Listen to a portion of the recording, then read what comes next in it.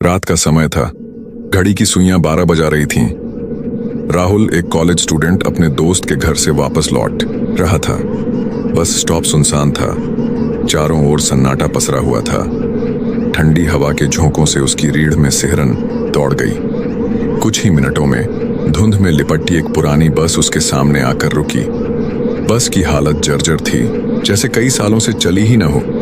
लेकिन यह आखिरी बस थी और राहुल को जाना ही था। वह धीरे धीरे बस में चढ़ा। अंदर अजीब सा अंधेरा था। सिर्फ मध्यम लाल रोशनी जल रही थी। बस में सिर्फ 3 लोग बैठे थे। एक बुजुर्ग आदमी, एक महिला जो खिड़की के बाहर देख रही थी, और एक आदमी जो सीट के पीछे झुका हुआ था। ड्राइवर ने बिना कुछ कहे बस चला दी।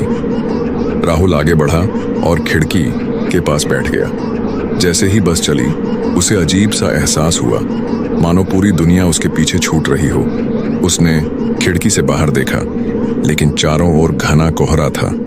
कोई सड़क, कोई लाइट नहीं दिख रही थी, सिर्फ धुंध और अंधकार। तभी सामने बैठे बुजुर्ग ने धीमे स्वर में कहा, तुम्हें यहां नहीं होना चाहिए। राहुल चौंक गया। उसने पूछा, क्या मतलब? लेकिन बुजुर्ग चुप रहे।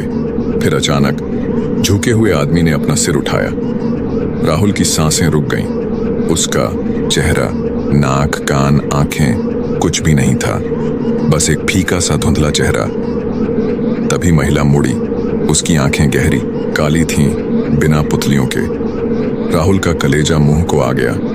डर के मारे उसने चिल्लाते हुए ड्राइवर से बस रोकने को कहा, लेकिन ड्राइवर ने शीशे में देखकर बस मुस्कुरा दिया।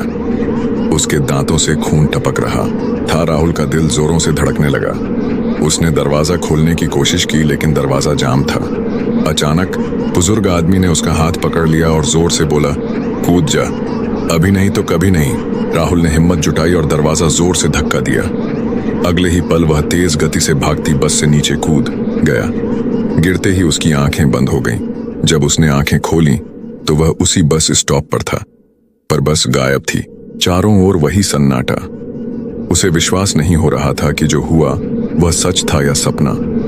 लेकिन जब उसने अपने हाथ की हथेली देखी तो बुजुर्ग के हाथ की अंगुलियों के निशान अब भी जले हुए से मौजूद थे। उस रात के बाद उसने कभी रात की आखिरी बस नहीं पकड़ी, लेकिन हर रात ठीक 12 बजे कोहरे के बीच एक पुरानी बस आती जाती दिखती है, और कुछ लोग उसमें सवार होते हैं जो कभी वापस नहीं आते।